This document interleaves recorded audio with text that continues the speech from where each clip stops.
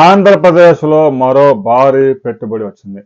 ముఖ్యంగా జపాన్ నుంచి పెట్టుబడి వచ్చింది. జపాన్ నుంచి పెట్టుబడి అంటే ఏ ఇండస్ట్రీ వచ్చినా జపాన్ నుంచి క్లీన్ అండ్ గ్రీన్గా ఉంటుంది.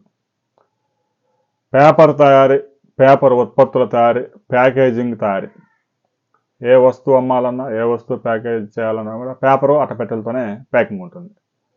ప్రపంచంలోనే ప్రఖ్యాతి చెందిన ఓజీ అనే సంస్థ ప్రపంచంలోనే పేపర్ ప్యాకేజింగ్లో ఈ సంస్థ నెంబర్ 1గా ఉంది.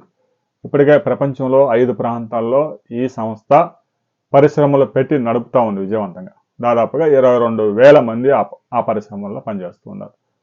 శ్రీ సిటీలో దాదాపు 70 ఎకరాల్లో ఈ పరిశ్రమ ఉత్పత్తిని ప్రారంభించింది. రాబోయే రోజుల్లో దాన్ని మరో 2,200 కోట్ల రూపాయలు ఖర్చు పెట్టి విస్తరించేందుకు కూడా ముందుకు వచ్చింది. కూటమి ప్రభుత్వం వచ్చిన తర్వాత వారికి కావాల్సిన రాయితీలన్నీ విడుదల చేశారు.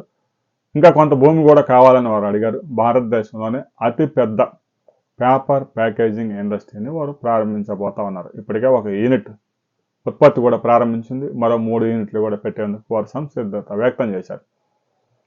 ఆ 3 యూనిట్లు కూడా ప్రారంభం అయితే దాదాపు 2,200 మందికి పైగా ఉపాధి లభించే అవకాశం ఉంది. ప్రత్యక్షంగా పరోక్షంగా మరో 10,000 మందికి ఉపాధి కల్పించే అవకాశం ఉంది. రాబోయే రోజుల్లో ఆ పరిశ్రమ ప్రకాశం జిల్లాలో కూడా పేపర్ ఉత్పత్తికి సంబంధించి ఒక భారీ పరిశ్రమ పెట్టేందుకు ఆయా ప్రాంతాలను పరిశీలిస్తూ ఉంది. గతంలో కూడా 2014 నుంచి 2019 దాకా తెలుగుదేశం ప్రభుత్వం అధికారంలో ఉన్నప్పుడు ప్రకాశం జిల్లాలో ఒక పేపర్ ఇండస్ట్రీ, ప్రపంచంలోని అతిపెద్ద ఇండస్ట్రీ పెట్టేందుకు ఒక పారిశ్రామికవేత్త ముందుకు వచ్చారు. కొన్ని ప్రాంతాలు పరిశీలించారు. అంతలో గవర్నమెంట్ మారిపోయిన తర్వాత ఆ పారిశ్రామికవేత్త రావడానికి వెనక అడుగు వేశారు. ప్రస్తుతానికి ఓజీ ఆ కార్యక్రమాన్ని ఎత్తుకుంది. రాబోయే రోజుల్లో ప్రకాశం జిల్లాలో ఏ ప్రాంతాల్లో వారు పర్యటన జరపబోతా ఉన్నారు, ఎంత పెట్టుబడి పెట్టబోతా ఉన్నారు అనే వివరాలతో మరో వీడియోలు తెలుసుకుందాం.